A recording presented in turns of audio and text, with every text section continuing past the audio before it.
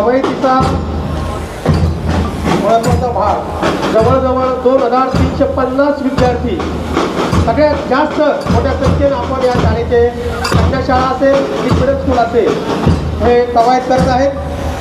सर्व मंडळांना विनंती की आपण एकदम टाळ्या वाजून स्वागत करायचं आहे. बरेच दिवस भारतीय स्वातंत्र्य दिनाच्या निमित्तानं आज या ठिकाणी आयोजित कार्यक्रमास उपस्थित आपल्या संस्थांचे उपमुख्य कार्यकारी अधिकारी आणि अप्पर जिल्हाधिकारी श्रीयुत भीमराज दराडे साहेब, संस्थांचे सर्व प्रशासकीय अधिकारी, सर्व कार्यालय प्रमुख, सर्व अधिकारी कर्मचारी, या भव्य अशा शैक्षणिक संकुलातील सर्व विद्यार्थी, सर्व शिक्षक आणि या कार्यक्रमासाठी आवर्जून उपस्थित असलेले परिसरातील सर्व मान्यवर बंधू आणि भगिनींनो, प्रथमतः आपल्या सर्वांना स्वातंत्र्य दिनाच्या मनपूर्वक हार्दिक शुभेच्छा.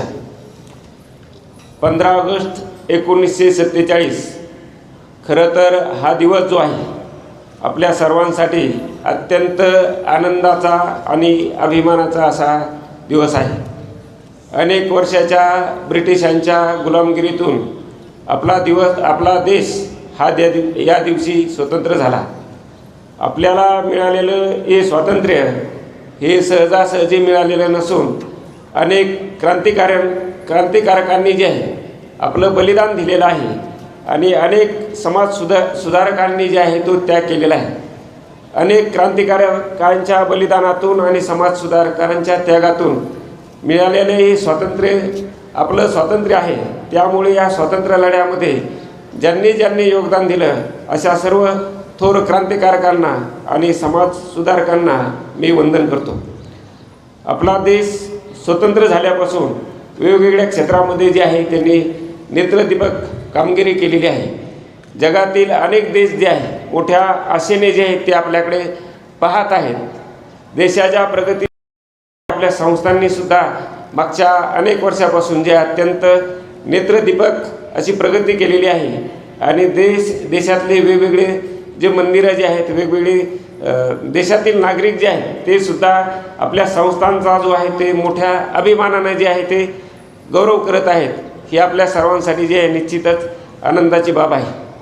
मागील काही वर्षापासून जे आहे सोशल मीडियावर बाबांच्या विरुद्ध, त्याचप्रमाणे साईबाबा संस्थांच्या विरुद्ध अत्यंत अवमानकारक आणि बदनामीकारक टिप्पणी केली जात होती. त्याविरुद्ध साईबाबा संस्थांनी जे आहे माननीय दिल्ली उच्च न्यायालयामध्ये रिट पिटिशन दाखल केलेलं होतं आणि माननीय न्यायालयाने जे आहे दिनांक 11 ऑगस्ट रोजी या संदर्भाने निर्णय देऊन ग्रीव्हान्स ॲपेलेट कमिटी जी आहे या कमिटीला आदेश दिलेले होते की बाबांच्या विरुद्ध जे अवमानकारक व्हिडिओ जे आहेत त्या व्हिडिओबद्दल जे आहे ते 7 दिवसात कारवाई करावी आणि अहवाल सादर करावा.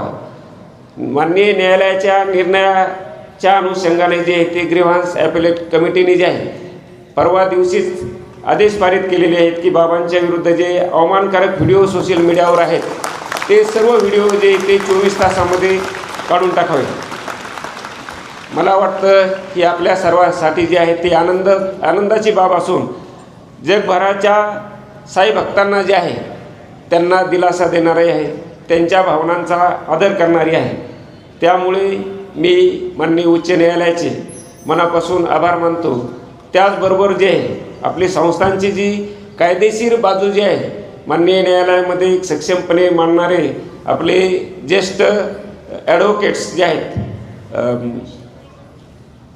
प्रमोदजी दुबे साहेब, त्याचप्रमाणे प्राची दुबे मॅडम, त्याचप्रमाणे सौरभ अग्रवाल आणि त्यांची सर्व टीम, त्यांचे सुद्धा श्री साईबाबा संस्थांच्या वतीने त्यांचे मी आभार मानतो. आपल्या विद्यार्थ्यांचा सर्वांगीण विकास व्हावा म्हणून अनेक उपक्रम जे आहेत ते हाती घेतलेले आहेत. मागच्या महिन्यामध्येच विद्यार्थ्यांची जी राज्यभरातील जे वक्तृत्व स्पर्धा जी आपण घेतलेली होती त्यामध्ये माध्यमिक स्तरावरील जे आहेत म्हणजे 4थी पासूनचे 10वी पर्यंतचे विद्यार्थ्यांनी सहभाग नोंदवला होता, ज्यामुळे जे आहे ते बाबांच्या कार्याचा प्रचार आणि प्रसार होईल.